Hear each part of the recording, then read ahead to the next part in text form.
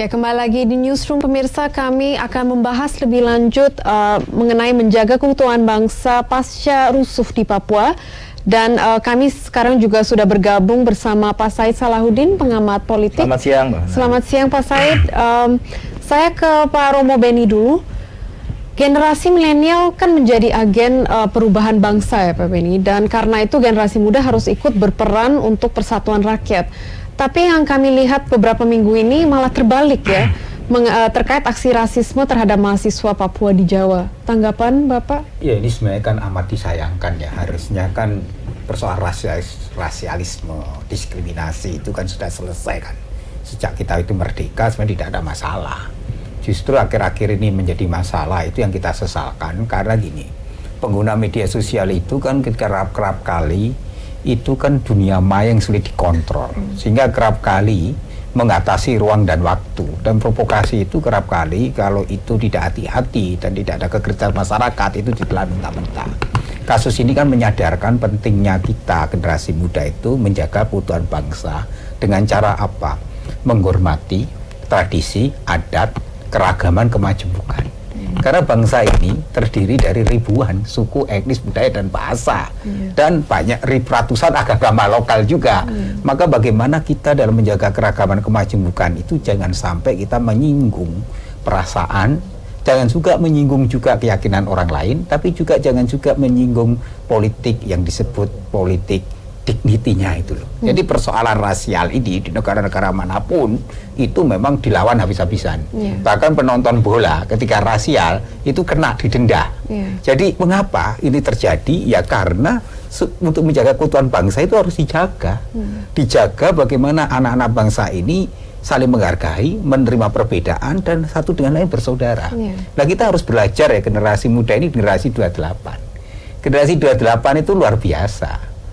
Mereka waktu itu belum secanggih kita dengan teknologi internet, tapi mereka punya kesadaran bahwa mereka ini menghargai keragaman kemajemukan. Sehingga mereka, ini kita itu satu, bertanah air satu Indonesia, berbahasa satu Indonesia. Nah, kecintaan itu yang harus dibangun oleh kesadaran baru. Nah, sekarang pentingnya kesadaran generasi muda tentang pendidikan literasi media yang dengan cerdas, selektif, dan kritis. Jadi kalau kita tidak kritis menggunakan media sosial, itu bisa menghancurkan persatuan bangsa kita. Yang sekarang yang harus kita bangun adalah komitmen. Bahwa komitmen menjaga keutuhan bangsa, itu harus dijaga adalah, mari kita memperlakukan saudara-saudara kita yang berbeda suku, agama, dan jangan lagi ada politik rasial dan diskriminasi. Stop itu. Dan untuk itu, media sosial harus dikuatkan kembali untuk membangun narasi-narasi kebersamaan, persaudaraan, dan cinta akan perdamaian. Kalau anak-anak muda punya peranan besar mewujudkan Indonesia yang unggul, Indonesia yang prestasi dalam ruang publik dengan menjaga persatuan, maka itulah keunggulan kita. Jadi bangsa ini sebenarnya unggul secara global, kita unggul karena apa? Kekayaan suku, etnis, agama, budaya itu menjadi kekuatan potensi modal sosial. Kalau modal sosial ini bisa digunakan secara efektif dalam penggunaan media sosial, itu akhirnya membuat apa? Bangsa ini mengalami sebuah proses lompatan kemajuan yang luar biasa. Ini kan modal. Tapi kalau modal ini disia-siakan, kemudian politik rasial itu terus dibangun, ya kita nggak akan maju. Jadi persoalan kita ini dalam abad digitalisasi itu, apa yang dikatakan Francis Rusbakon, Philipson abad 16, siapa yang menguasai teknologi informasi komunikasi dunia. Zaman ini berubah. Lah kita harus mampu membangun kesadaran sekarang, kritis dan kesadaran narasi-narasi kita itu harus positif. Untuk apa? Kemajuan bangsa. Bangsa ini harus kompetitif. Bangsa ini harus mampu menghadapi ketertinggalan dengan cara apa? Kuatkanlah persatuan. Potensi yang ada itu harus betul-betul untuk kemajuan daerah dan kemajuan bangsa. Baik Pak Beni, itu menjadi pertanyaan berikut saya. Ini kan sosmed menjadi salah satu faktor di mana informasi tidak benar atau hoax beredar. Akses internet sempat diblokir pun di Papua. Apakah tindakan ini benar menurut Pak Beni? Ya dalam jangka pendek ya, tetapi jangka panjang tidak. Tapi gini, yang penting kan apakah masyarakat itu memiliki budaya kritis dan selektif? Kalau itu pun diblokir pun nggak ada, akhirnya juga nggak ada efeknya kalau masyarakat sendiri tidak punya ketahanan untuk membangun yang saya sebut komunitas pemutus kata bukan pengiyak kata. Lah masyarakat kita ini masyarakat pengiyak kata. Berita belum dicek kebenarannya, belum dilihat kejadiannya, belum dilihat apa itu benar sudah diedarkan. Kadang-kadang belum dibaca. Lah problem kita dari hasil-hasil riset itu kebanyakan penyebar hoak itu kan kaum pendidik dan kaum cerdik pandai. Ini kan sesuatu yang ironis gitu loh. Berarti apa? Ada masalah. Masalahnya adalah pendidikan literasi. Maka pentingnya pendidikan literasi itu mulai sekolah dasar. Jadi anak-anak diajak secara selektif untuk memilih-milah berita itu. Ini benar atau tidak. Sebenarnya gampang cek itu.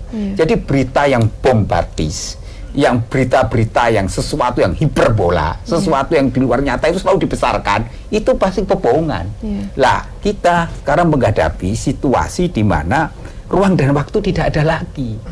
Lah, bahayanya dari digitalisasi adalah ketika literasinya tidak kuat, tidak ada budaya kritis, masyarakat kemudian termakan. Lah, bagaimana mengatasi itu?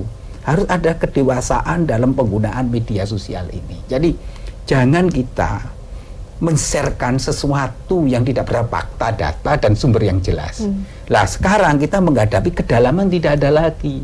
Berita itu selalu hanya provokatif dan isinya adalah gambar-gambar yang kerap kali ketika gambar itu diedarkan dengan jaringan yang luar biasa akan membuat orang mudah terpancing. Lah, maka pentingnya kedewasaan dalam penggunaan media sosial sangat penting. Lah, orang muda, generasi muda itu harusnya lebih cerdas kan untuk memilah-milah berita dan bagaimana mengimbanginya. Maka jadilah komunitas pemutus kata, bukan pengiyak kata. Lah, komunitas pemutus kata itu adalah bagian dari literasi media di mana menggunakan media sosial secara cerdas, selektif, dan konten-konten yang negatif tidak perlu diberitakan.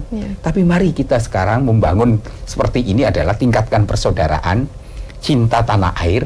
Ayo kita bergandeng tangan bersama saudara-saudara kita di Papua. Mari kita sama-sama, Papua itu adalah bagian republik kita. Seperti lagunya Frankie Salatua, surga kecil di kelopak mata, Papua tanah damai, tanah kita bersama. Itu yang harusnya menjadi konten-konten yang harusnya oleh anak-anak muda sekarang itu yang dipiralkan. Banyak kok saudara-saudara kita Papua itu kemampuannya luar biasa kok, positif kok. Tapi juga anak-anak muda Papua yang ada di seluruh Indonesia, terimalah dia sebagai saudara. Jangan dianaktirikan.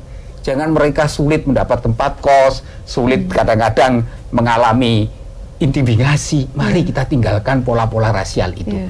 Kalau ada kasus itu kan perorangan, bukan secara general orang Papua seperti itu. Lah, cara memandang yang negatif ini perlu diperbaiki. Jadi menurut saya juga pemerintah daerah yang punya mahasiswa Papua lebih sering mengadakan komunikasi dan memahami kultur dan budaya. Maka pendekatan antropologi budaya menjadi sangat penting.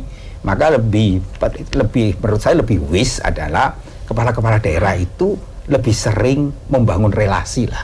Karena kita ini kan terdiri suku etnis bermacam-macam. Lah pentingnya membangun sosialisasi, komunikasi, perjumpaan itu sangat penting. Jadi semakin banyak perjumpaan kan kecurigaan semakin hilang. Lah ini ruang-ruang ini yang harus diperbanyak. Baik ya. Baik, Pak Benny, kami akan kembali dengan perbincangan ini. Pemirsa jangan kemana-mana, tetaplah di Newsroom.